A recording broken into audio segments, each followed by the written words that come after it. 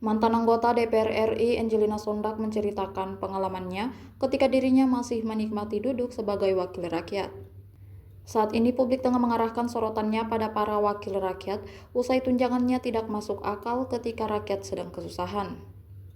Anggi, sapaan akrab Angelina Sondag, pernah menjadi bagian dari gedung parlemen.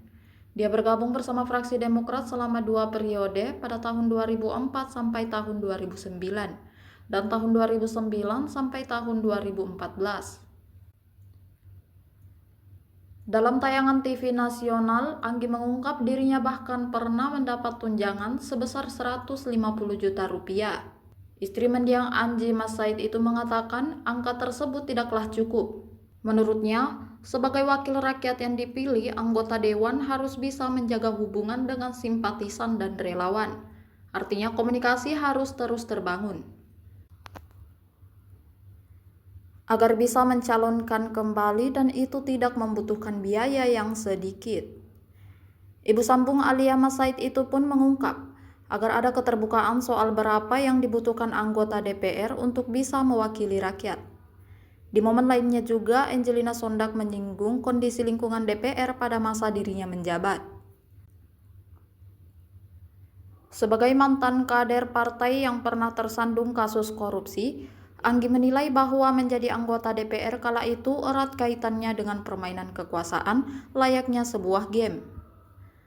Kesadaran tersebut baru benar-benar ia rasakan setelah harus mendekam di penjara akibat kasus korupsi yang menjeratnya.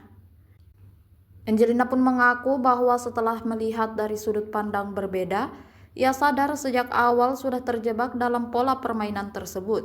Secara gamblang, mantan Putri Indonesia 2001 itu mengatakan bahwa DPR di masanya identik dengan tarik-menarik kepentingan politik dan kelompok tertentu.